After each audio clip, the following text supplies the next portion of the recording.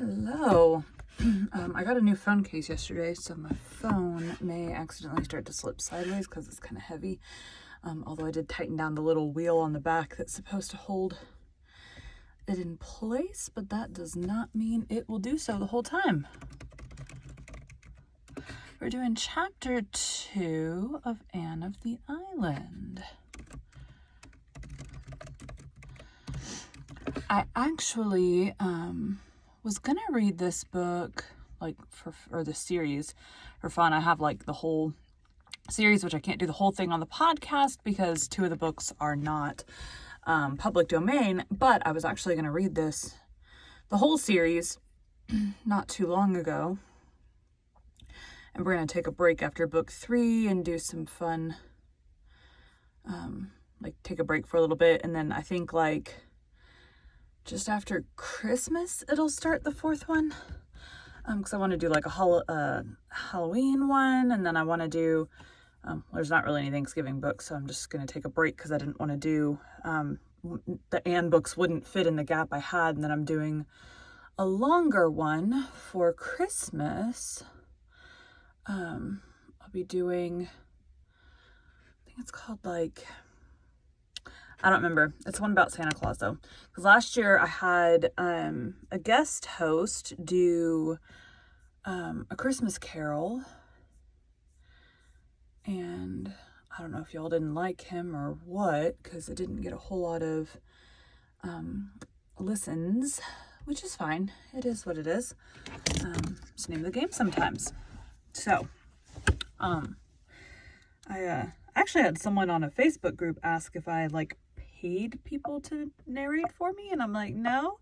Podcasts would have to be making money, and last I checked, well, my Patreon sucks for this guy. When I started, I was doing the behind the scenes stuff on Patreon, and then it got annoying to have to upload it private to YouTube and then cross-post it over, and it was just annoying, so I stopped. I just made them public on YouTube and threw them in a playlist, so that's what happens now. Yeah, I mean, I have fun with this. Ideally I would make money with it, which I'm going to. When this airs, I'll be at Podcast Movement, ideally learning how to be better and also how to monetize. So I'll be doing that next week. And yeah, I'm pretty excited it'll be my first podcast conference. I mean, I've gone to conferences for other things before, but not for podcasting yet.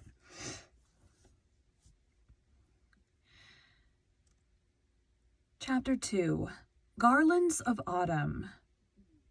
The following week sped swiftly, crowded with innumerable last things, as Anne called them. Goodbye calls had to be made and received, being pleasant or otherwise, according to whether callers and called upon were heartily in sympathy with Anne's hopes, or thought she was too much puffed up over going to college, and that it was their duty to take her down a peg or two. The AVIS gave a farewell party in honor of Anne and Gilbert one evening at the home of Josie Pye, choosing that place partly because Mr. Pye's house was large and convenient, partly because it was strongly suspected that the Pye girls would have nothing to do with the affair if their offer of the house for the party was not accepted. It was a very pleasant little time, for the Pye girls were gracious and said and did nothing to mar the harmony of the occasion, which was not according to their wont. Josie was unusually amiable, so much so that she even remarked condescendingly to Anne. Gotta listen to Josie's voice real quick. I don't believe anybody could...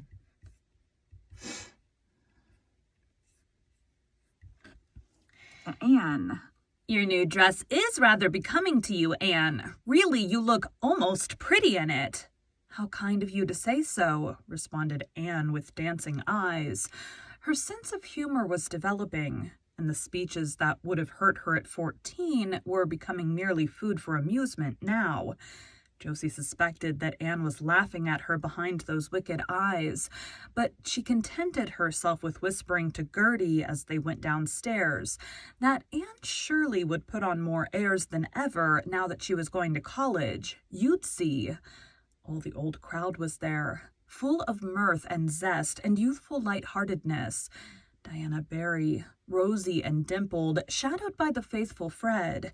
Jane Andrews, neat and sensible and plain. Ruby Gillis looking her handsomest and brightest in a cream silk blouse, with red geraniums in her golden hair. Gilbert Blythe and Charlie Sloane both trying to keep as near the elusive Anne as possible. Carrie Sloane... Weird mouth noise. Carrie Sloane looking pale and melancholy because, so it was reported, her father would not allow Oliver Kimball to come near the place. Moody Spurgeon McPherson, whose round face and objectionable ears were as round and objectionable as ever, and Billy Andrews, who sat in a corner all the evening, chuckled when anyone spoke to him, and watched Anne Shirley with a grin of pleasure on his broad freckled countenance. Anne had known beforehand of the party, but she had not known that she and Gilbert were, as the founders of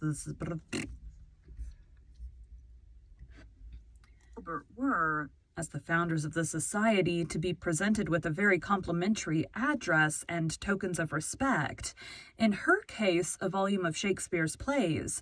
In Gilbert's, a fountain pen. She was so taken by surprise. I want the plays, not the pen. Fountain pen.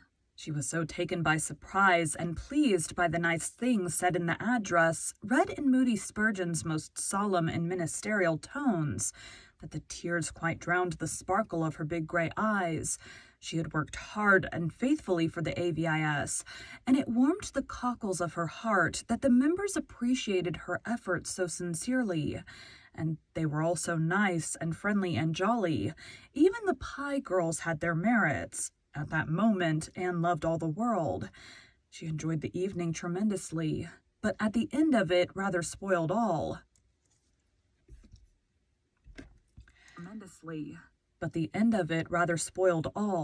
Gilbert again made the mistake of saying something sentimental to her as they ate their supper on the moonlit veranda, and Anne, to punish him, was gracious to Charlie Sloane, and allowed the latter to walk home with her. She found, however, that revenge hurts nobody quite so much as the one who tries to inflict it. Gilbert walked airily off with Ruby Gillis, and Anne could hear them laughing and talking gaily as they loitered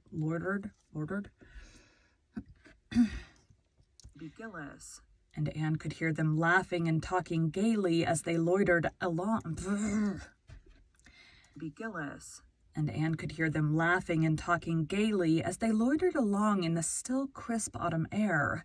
They were evidently having the best of good times, while she was horribly bored by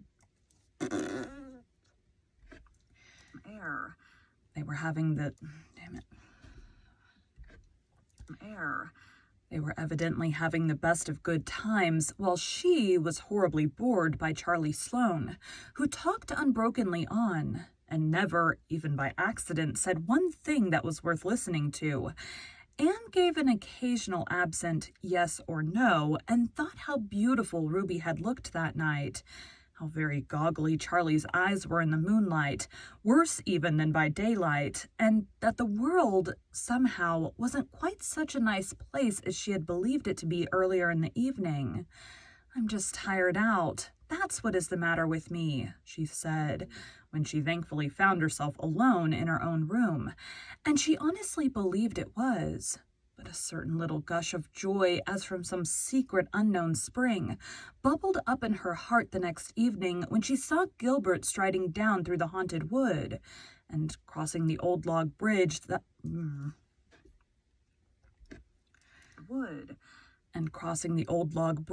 that firm, quick step of his. So Gilbert was not going to spend this last evening with Ruby Gillis after all. "You look tired, Anne," he said. "I am tired, and worse than that, I'm disgruntled. I'm tired because I've been packing my trunk and sewing all day, but I'm disgruntled because 6 women have been here to say goodbye to me, and every one of the 6 managed to say something that seemed to take the color right out of life and leave it as gray and dismal and cheerless as a November morning. Spiteful old cats, was Gilbert's elegant comment. Oh, no, they weren't, said Anne seriously. That is just the trouble. If they had been spiteful cats, I wouldn't have minded them. But they are all nice, kind, motherly souls who like me and whom I like. And that is why what they said, or hinted, had such undue weight with me. They let me see they thought I was crazy going to Redmond and trying to take a BA. And ever since, I've been wondering if I am. Mrs. Peter Sloane sighed and said she hoped my strength would hold out till I got through. And at once I saw myself a hopeless victim of nervous prostration at the end of my 3rd year. Mrs. Eben Wright said it must cost an awful lot to put in 4 years at Redmond, and I felt all over me that it was unpardonable of me to squander Marilla's money and my own on such a folly. Mrs. Jasper Bell said she hoped I wouldn't let college spoil me, as it did some people, and I felt in my bones that the end of my 4 years...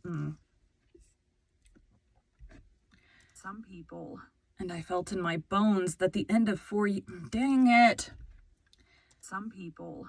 And I felt in my bones that the end of my 4 Redmond years would see me on a most insufferable creature. Not on a, goodness.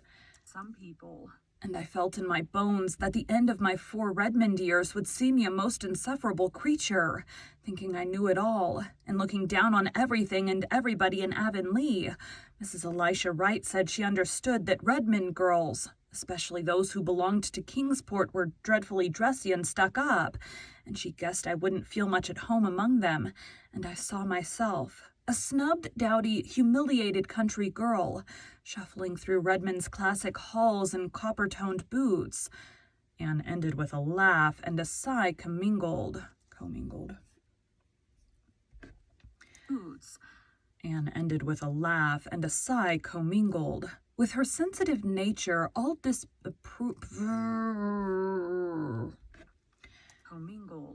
With her sensitive nature, all disapproval had weight, even the disapproval of those for whose opinions she had scant respect. For the time being, life was savorless, and ambition had gone out like a snuffed candle.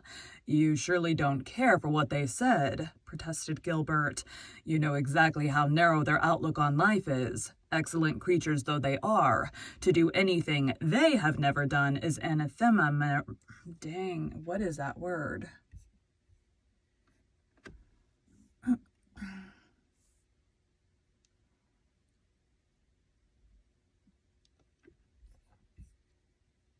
You know exactly how narrow their outlook on life is. Excellent.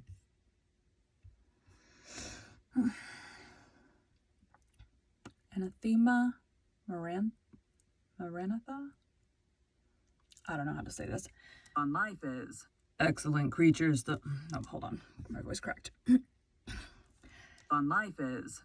Excellent creatures though they are, to do anything they have never done is anathema marantha. You are the first Avonlea girl who has ever gone to college, and you know that all pioneers are considered to be afflicted with moonstruck madness.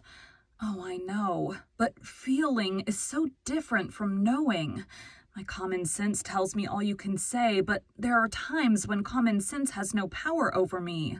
Common nonsense takes possession of my soul. Really, after Miss Elisha went away, I hardly had the heart to finish packing. You're just tired, Anne. Come, forget it all and take a walk with me. A ramble back through the woods beyond the marsh. There should be something there I want to show you. Should be? Don't you know if it's there? No, I only know it should be from something I saw there in spring. Come on, we'll pretend we're 2 children again and we'll go the way of the wind. They started gaily off.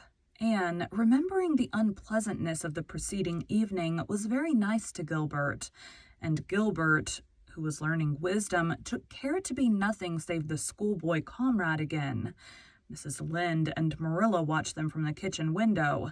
"That'll be a match some day," Mrs. Lynde said approvingly. Marilla winced slightly. In her heart, she hoped it would, but it went against her grain to hear the matter spoken of in Mrs. Lynde's gossipy, matter-of-fact way. "They're only children yet," she said shortly. Mrs. Lynde laughed good-naturedly. I had to wait for it to scroll up and get a drink.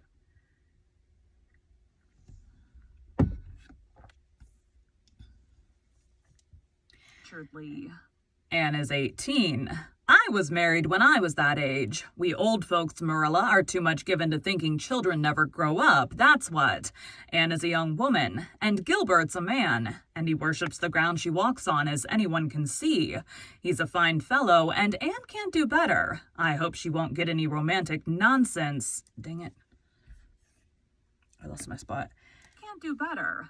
I hope she won't get any romantic nonsense into her head at Redmond. I don't approve of them coeducational places and never did, that's what.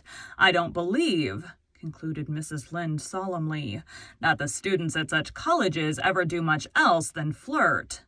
"They must study a little," said Marilla with a smile. "Precious little," sniffed Mrs. Rachel. "However, I think Anne will. She never was flirtatious, but she doesn't appreciate Gilbert at his full value, that's what. Oh, I know girls. Charlie Sloane is wild about her, too, but I'd never advise her to marry a Sloane. The Sloanes are good, honest, respectable people, of course, but when all's said and done, they're Sloanes." Marilla nodded. To an outsider, the statement that Sloanes were Sloanes might not be very illuminating, but she understood. Every village has such a family. Good, honest, respectable people they may be, but Sloanes they are and must ever remain, though they speak with the tongues of men and angels. Gotta swallow. Angels. Gilbert and Anne, happily unconscious that their future was thus being settled by Mrs. Rachel, were sauntering through the shadows of the haunted wood. Beyond, the harvest hills were basking in an amber sunset radiance, under a pale aerial sky of rose and blue. The distant spruce groves were burnished bronze, and their long shadows barred the upland meadows. But around them, a little wind sang among the fir tassels, and in it there was the note of autumn. "This wood really is haunted now by old memories," said Anne, stooping to gather a spray of ferns, bleached to waxen whiteness by frost. "It seems to me that the little girls Diana and I used to be play here still, and sit by the Dryad's bubble in the twilights, trysting with the ghosts. Do you know, I can never go up this path in the dusk without feeling a bit of the old fright and shiver. There was one especially horrifying phantom which we created, the ghost of the murdered child that crept up behind you and laid cold fingers on yours. I confess that, to this day, I cannot help fancying its little furtive footsteps behind me when I come here after nightfall. I'm not afraid of the White Lady or the Headless Man or the skeletons, but I wish I had never imagined that baby's ghost into existence. How angry Marilla and Mrs. Barry were over that affair," concluded Anne with reminiscent laughter. The woods around the head of the marsh were full of purple vistas, threaded with gossamers. Past a dour plantation of gnarled spruces and a maple-fringed, sun-warm valley, they found that something Gilbert was looking for. "Ah, here it is," he said with satisfaction. "An apple tree? And away back here?" exclaimed Anne delightedly.